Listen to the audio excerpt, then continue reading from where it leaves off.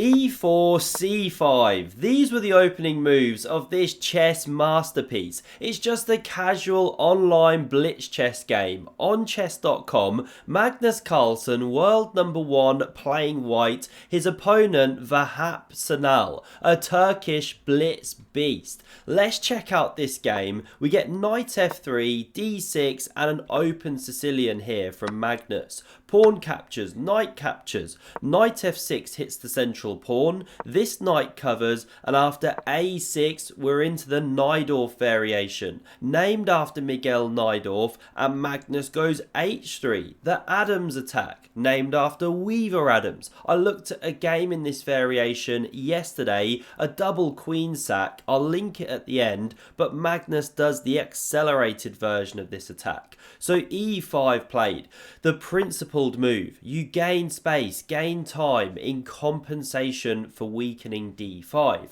Bishop e7 now and g4. No wasting time with queen f3. h6 playable to stop g5, but Vahap allows it. He goes bishop e6, g5 kicking on, the knight stumbles backwards, the bishop about to take the pawn, so h4 covers that one, and knight c6 develops another minor piece into the game. Always get your bits out. Bishop e3, rook c8 hits that half open file, and knight d5. In some Sicilians you want to plug that square with a piece. But here, Magnus accepts the change in pawn structure, but look how things turn out for this white attack. Other moves there, by the way, were knight a5 or castles. You didn't have to take immediately. But this variation selected, knight a5, and now if you capture, you're activating black. Also, black wants to hop. So this is very instructive. Knight d2, real classy move. b5, you know, black really gunning for that c4 square. But watch this. a4, you're going to love this for white. Give it a go in your own games. Please do let me know how you get on. And if b4, a6 is dropping, right? So knight c4 played, intercepting that bishop. Magnus chops off. Pawn recaptures, and now a5, setting up a bind on this b6 square, and look at the c4 pawn, tender as a ripe plum. So castle's now played, and rook a4, wonderful rook lift, reminiscent of some Kasparov classics when the rook swings to b4 here. Now black goes for counterplay, but it's the wrong way to do it. You should go an immediate f5, or rook b8 is an option, targeting this pawn. But knight c5 played, hitting this rook, and here's the point. If bishop captures, rook takes, and a5 is weak in compensation for this.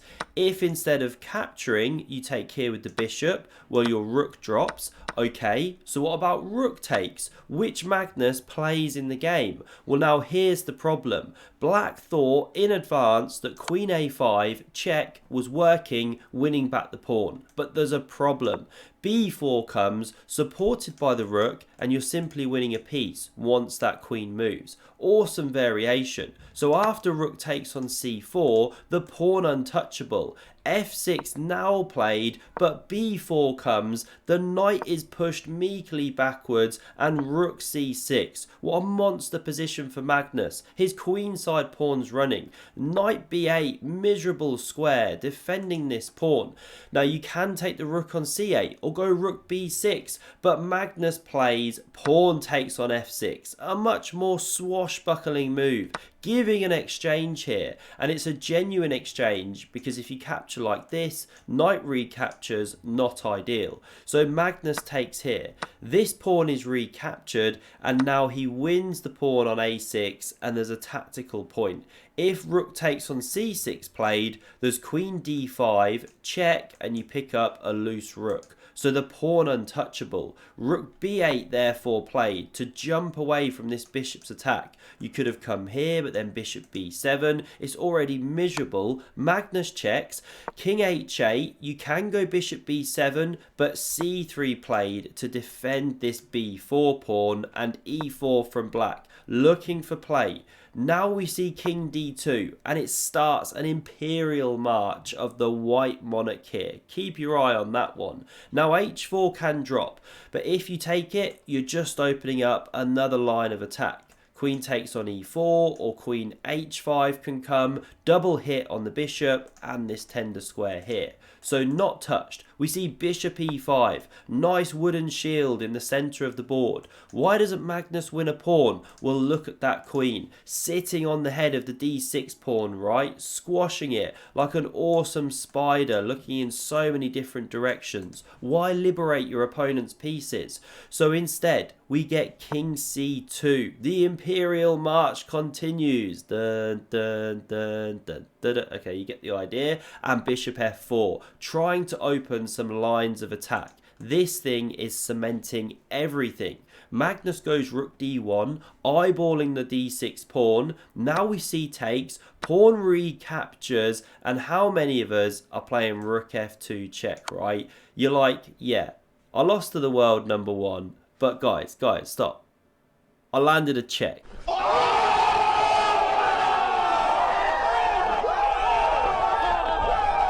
Okay, not played. So the rook didn't come into f2. We see rook f6 instead, defending the d6 pawn. Now we get h5, play on both sides of the board here. Magnus like this cat just playing with a ball of string, right? We get queen c7 played. I was about to say king. Queen c7. Now b5 looks nice, but don't blunder the a5 pawn. So king b3 played. Here comes that monarch. Rook e8 now, looking for some action on e5, bishop c4, clearing the way for the pawns to advance, h6 to give the king some room, or some luft as we say in chess, and now a6. Look at these pawns marching down the board, marshalled by the general king in his chariot, bringing up the rear. Onwards, foot soldiers. Rook fe6, looking to activate into this square. b5 from Magnus does open up the a5 square when you set up the old camel toe pawn formation, but this move was played, allowing this pawn to drop. Blunder, but it's blitz chess. Big pressure coming on anyway. Queen b6, of course you keep the queens on the board when you're getting hammered. You want to look for tricks. And now we get king a4. Could have gone to b4, but this one selected. Rook c5 played, pressuring that bishop. So rook d4, now rook b8, and Magnus goes for something which is absolutely not forced, but it's just hilarious. So he could go king b3 here. Yes, black can crash through and do this kind of thing, but there's rook b4 and there's no good checks, and you're actually dropping this rook here or giving up your queen, just completely winning for white. So you didn't have to play what Magnus played. But what did Magnus play? Setting up a little blitz classic here. Yes, he gave up the queen on b8 with check. The computer hates it after queen recaptures. It says the position's now level, but this is so much fun. So rook takes on e4. Magnus has got what, like 4 pawns and a bishop for this queen here. Plus, of course, they're a very advanced trio. So g5 now played to give the king some room. Otherwise, there were back rank checkmate ideas with the bishop, whoops, misfire, if that queen ever left the back rank. So we see takes on passant, Magnus of course bellowing at the top of his lungs in his best French accent. King g7 now played, always play king b4, queen d6, nasty x-ray check down towards that king, but after rook d4 only move to stop all the nasty threats. There's no way to take advantage of the x-ray. You know, if you take here or here, then the king just captures. If you take, say, here, well, then we actually take the piece, checking the king. So instead we see this one, check. King b3 played, rook takes on d4, and pawn recaptures. Look at that for just a cemented, glued structure. Love it. Queen c7 played, trying to blockade on the dark squares. Always play king b4. The h-pawn starts running. The only sliver of counterplay for black. Sliver spelt with a V, by the way, I learnt the other day. You know when someone cuts you a sliver of cake? It's not slither like a snake. It's with a V. Mind blown. Now we get king c5 played. h4, it's running.